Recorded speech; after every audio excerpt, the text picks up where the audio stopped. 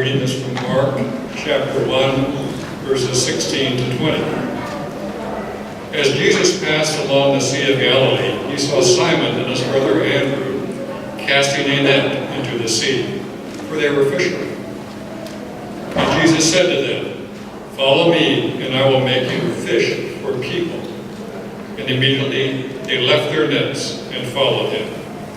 As he went a little farther, he saw James, son of Zebedee, and his brother John, who were in their boat, mending the nets. Immediately he called them, and they left their father Zebedee in the boat with the hired men and followed him. The word of the Lord. Thanks be to God.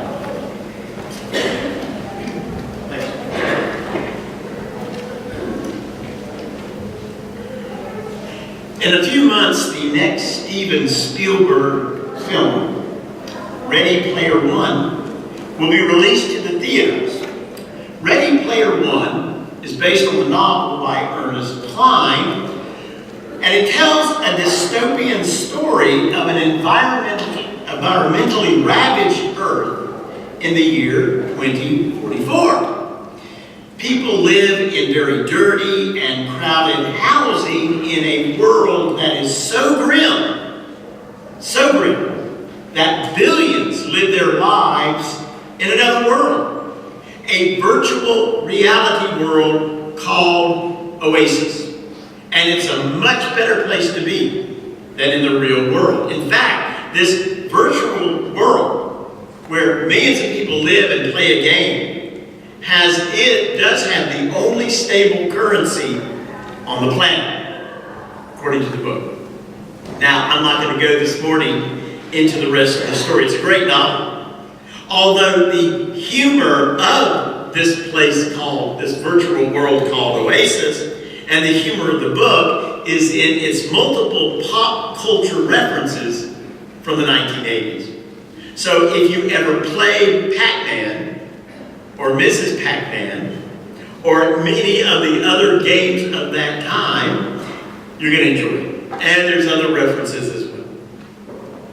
Think about this, Helen.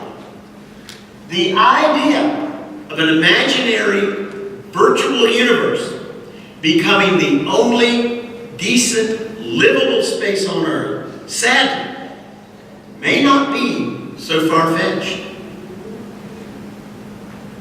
There are plenty of people today, young and old, every age, every type, every nation, who spend days, sometimes weeks, in imaginary worlds.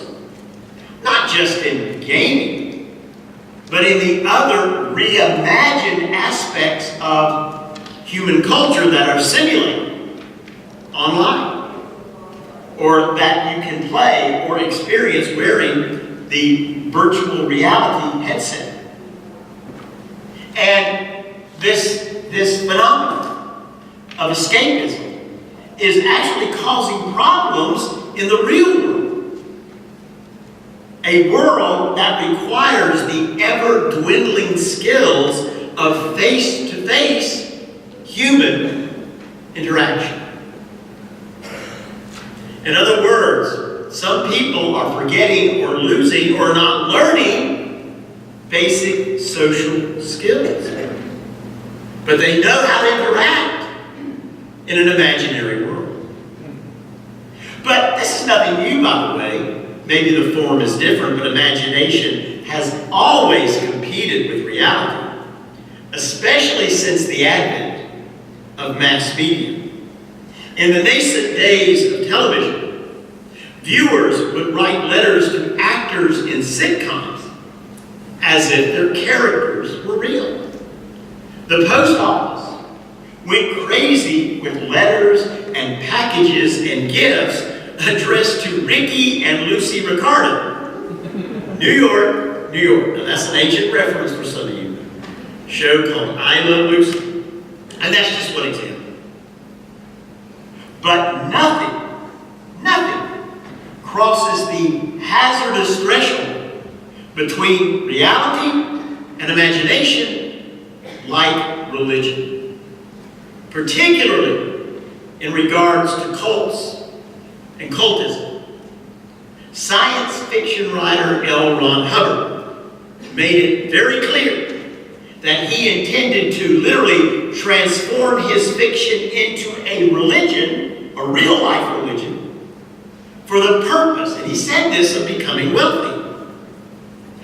And his religion, called Scientology, not only did that, but it still exists today, long after Hubbard is gone. And Hubbard is but one example of the charlatan who uses religious imagination to manipulate people for the sake of power or personal gain. And that is a practice which goes back to the earliest times of recorded history, albeit the forms may have been a little different. Today, we think of magic as a form of entertainment. But throughout history, magic has been used as proof of one's divine power, one's locked in or empathetic with the powers, the demons, the spirits, whatever you want to call them. Even in those early cultures that eschewed magic, that condemned it. Wish fulfillment was still a promise offered by the purveyors of various religious traditions. Wish fulfillment was particularly strong in the culture from which Jesus of Nazareth emerged, as best represented at that time by the imaginary view of the Messiah in pre-Christian Jewish culture. There was an imaginary view of the Messiah. Why? Well, every culture desires a hero. A hero, one who will correct the wrong to the past and create a new future. And imaginary characters are often created to fulfill those desires. I mean, how many children are still dressing up as Wonder Woman or Captain America? In fact, think about Captain America. Captain America was created in 1941, in the darkest days for this country and the nation, the world of World War II, at a time when it seemed that nothing, it would take a superhero to stop the Nazi terror. The concept of God's Messiah, as presented by the prophets, was distorted by the cultural religion, the state religion of early Israel. The suffering servant talked about in Isaiah, constantly mentioned in the other prophets, transformed or was made into a kind of superhero who would avenge God's people against all of their enemies and end their long suffering and political tribulation. And that, not what the prophets said about the Messiah, but that superhero image was the expectation when Jesus began his ministry in Galilee. That's what they were looking for. Captain America as the Messiah. Jesus' first invitation to discipleship, however, was anything but a call to arms. It was not. As Jesus passed along the Sea of Galilee, he saw Simon and his brother Andrew casting a net into the lake, for they were fishermen. And Jesus said to them, "Follow me, and I will make you fish for people." And immediately they left their nets and followed him. As he went a little farther, he saw James, son of Zebedee, and his brother John, who were in the boat mending the nets. Immediately he called them, and they left their father Zebedee in the boat with the hired men and followed him. In these few words, in the first chapter of Mark's Gospel, we hear not not a promise of wish fulfillment in some imaginary future, but a call to labor in the harsh reality of life. Jesus uses the image of fishing for people. Fishing in the days of Simon and Andrew, James and John, was not a living for the faint-hearted or the easily frustrated. The sea was and still is a dangerous place, filled with risk and the possibility of sudden death, especially back then. And fishing on the sea required an effort that yielded very little reward. While one might wish or dream or pray for a net full of fish, it was rare to catch more than 2 or 3 dozen on a good day. On a good day. A day which began before sunup and ended later into the night, when the nets had to be mended, had to be repaired for the next day. We cannot really know how those fishermen, Mark's story, perceived Christ's invitation. You will recall that John the Baptist had already pointed Andrew and Simon toward Christ as the Messiah, the promised one of God. And in their actions, and in the actions of James and John, it is likely that they were expecting the imaginary Messiah of Israel's legend. Mark uses the word immediately, repeatedly, to emphasize the fishermen's willingness to leave, literally walk away from their present lives and journey with Christ. They must have had some incredible expectations of something to simply walk away from everything. As the story progresses in the Gospel of Mark, and in the other Gospels as well, it is clear that the followers of Christ struggle to understand their role in light of their misguided and imaginary messianic expectations. Think about it. Simon Peter seems to be always itching to use his sword in defense of Jesus. That's how he perceives the call. I'm going to fight for you, Lord. While James and John, who really don't get it, do not hesitate in offering to literally call down death and destruction from heaven on a little village that simply requests that Jesus pass them by. James and John go, well, Lord, we'll just destroy them. We'll call heaven down. We'll rain down upon them fire and brimstone. And when they say that, and when Peter grabs that sword, they both receive an immediate and strong rebuke from Christ. Immediately. No, don't do that. Don't even say that. It is clear that Christ does not intend for those who believe in him to live their lives for some imaginary future of wish fulfillment, be it heaven for themselves or hell for their enemies. Rather, Jesus teaches them the meaning of belief in the real world and shows them the true nature of God's Messiah, the prophetic Messiah, through a journey that begins with conflict and struggle from the very beginning and ends in a brutal death upon the cross.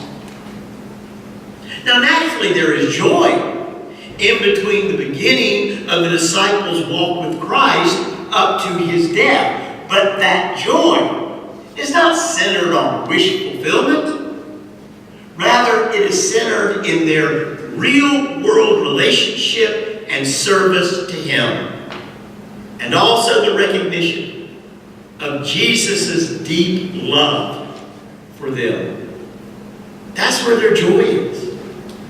It's a real joy. Not something they don't see, but something that's with them every day. The love of Christ.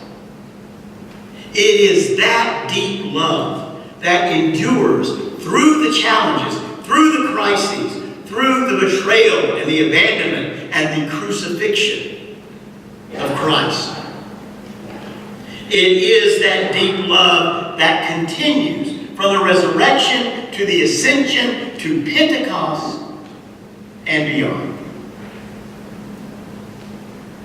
Through their whole lives, once they had accepted the call from Christ, through their whole lives, the apostles and disciples learned that being a fisher for Christ called for strength, patience, energy, and effort in the midst of rough seas and often with meager results.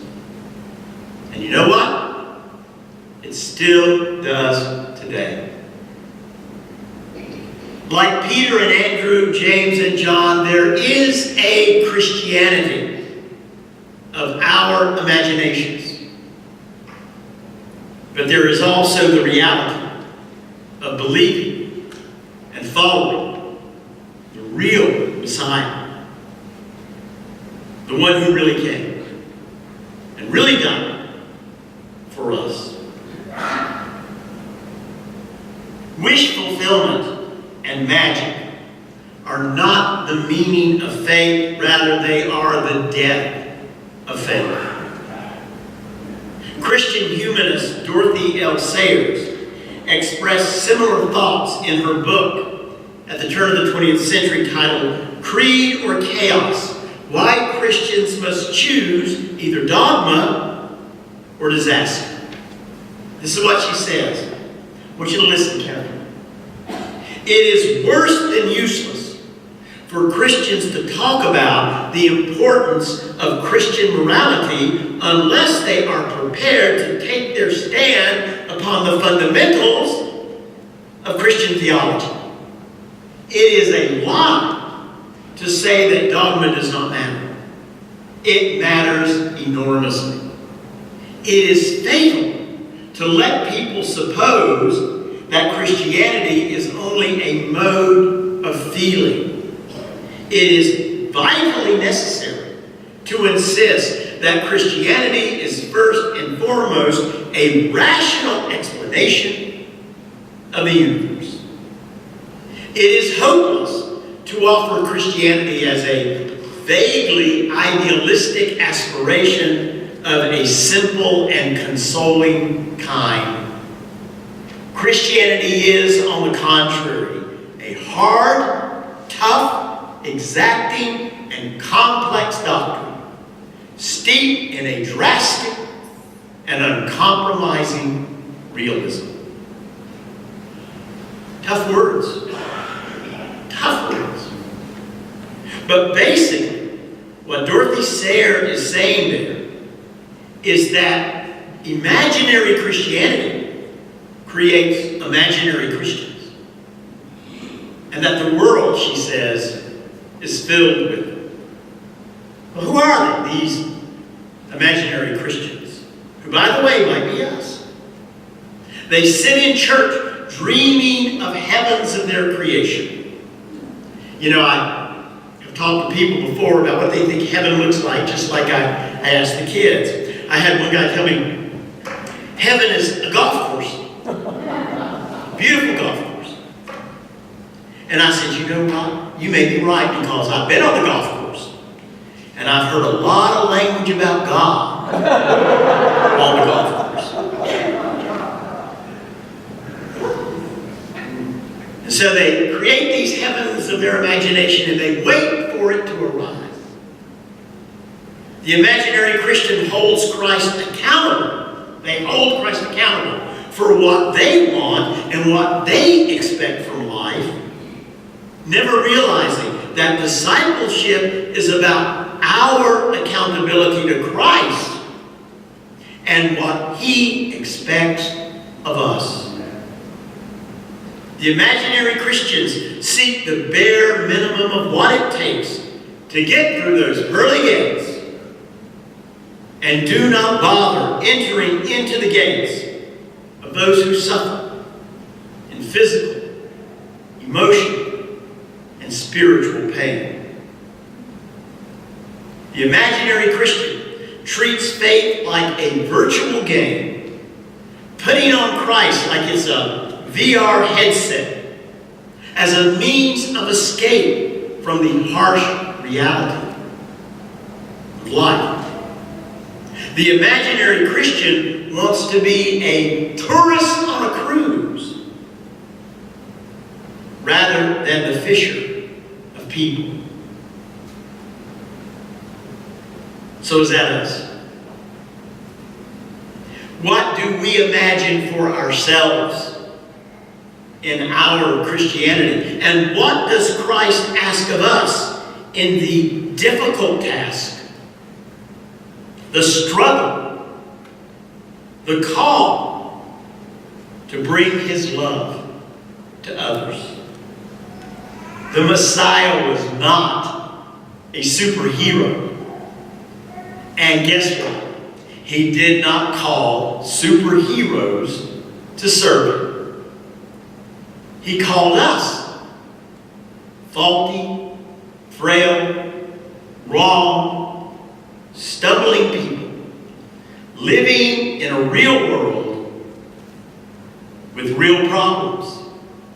He called us that we might ease the suffering of others and give the world its only real hope.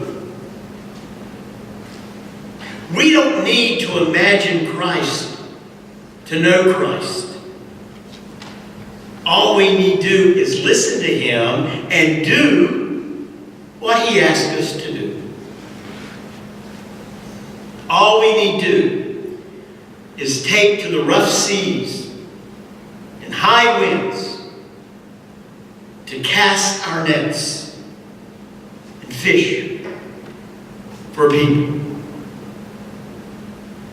It's hard, but that's the real meaning in the real world of being a Christian. It is not a thing of imagination. It is everything